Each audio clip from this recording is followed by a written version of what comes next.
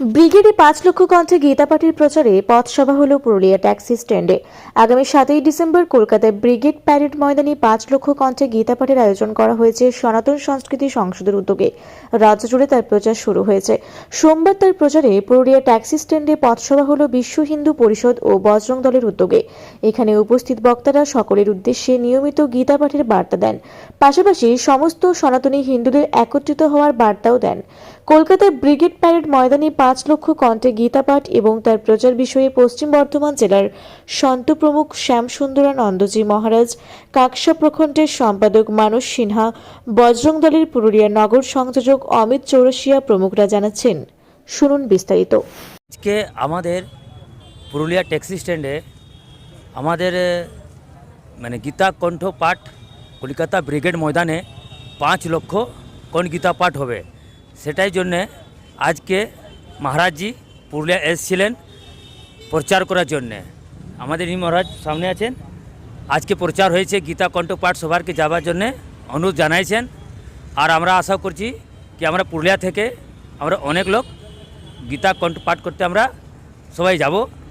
আর একটা বিশেষ সূচনা দিয়ে দিচ্ছি পুরুলিয়া মানুষের জন্যে কি কলকাতা ব্রিগেড ময়দানে গীতা কণ্ঠ পাঠ হচ্ছে। আপনারা যদি যেতে চান তো আমার সাথে যোগাযোগ করুন, আমার নম্বরটা আপনাকে পেয়ে যাবেন। আমি সবার ব্যবস্থা আমরা করে দিব, আর সঙ্গে নিয়ে যাব, আর সঙ্গে নিয়ে আসবো।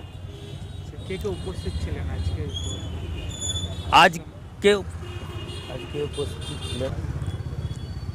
আজকে উপস্থিত ছিলেন নাগা বাবা আনন্দগিরি মহারাজ, श्याम सुंदर गिरी महाराज और श्रीमंत स्वामी सुदर्शनाचार्य महाराज, मानस सिन्हा ভিএইচপি প্রখণ্ড সম্পাদক আমাদের আজকে এখানে ছিলেন। পুরুলিয়া মানুষের উদ্দেশ্যে কি বার্তা দেবেন? পুরুলিয়া মানুষের বার্তা কি আমরা কলকাতায় ব্রিগেড ময়দানে গীতা কণ্ঠ পাঠ হচ্ছে, সবাইকে যাওয়ার জন্য আমরা অনুরোধ জানাচ্ছি বিশ্ব হিন্দু পরিষদ বজরং দল পক্ষ থেকে। আমাদের যে কর্মসূচি ছিল, আমরা বিগত 4 দিন ধরে আমরা প্রতিদিনই 3-4টে করে সভা করছি, পথসভা।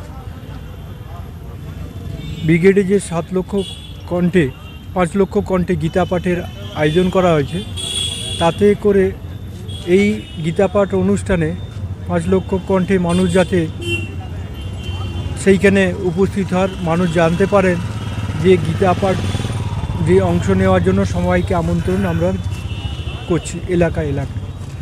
এটা আরও 3 দিন চলবে।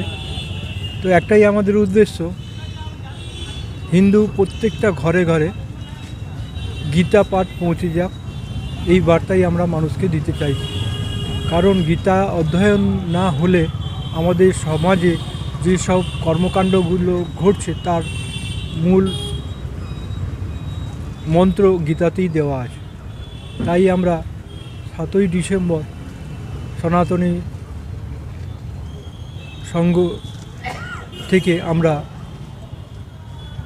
এই গীতা পাঠের অনুষ্ঠানে যাতে অংশগ্রহণ করে প্রতি ঘরে ঘরেই আমরা চাইছি যাতে এই বার্তাটা পৌঁছাক, তারা সবাই এটাতে অংশগ্রহণ করুক।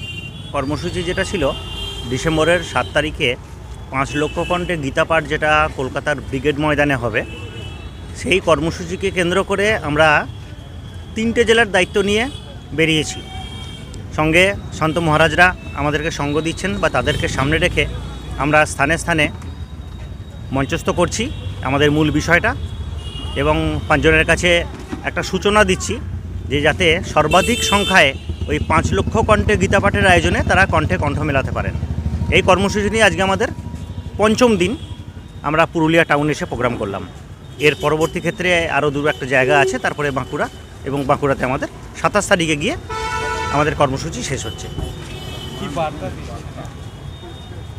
বার্তার বিষয় একটাই যে ঘরে ঘরে গীতা পাঠ যেভাবে চলছে, অনেকের ঘরেই চলছে, সেই সংখ্যাটা আরও বাড়ুক। প্রতিটি ঘরে গীতাকে ওই লাল কাপড়ে মুড়ে রেখে তাকে আমি ছোঁবো না, পরে কখনো পড়বো, এই রকম চিন্তাভাবনা থেকে বেরিয়ে এসে প্রতিদিন আমার কর্মজীবনের সঙ্গে তাকে মিশিয়ে নিতে এবং আমাদের দৈনন্দিন জীবনে গীতাকে আমাদের পাথেয় করতে বা মার্গদর্শনের হিসাব মতো দেখতে, এটাই আমাদের কাছে সূচনা রয়েছে।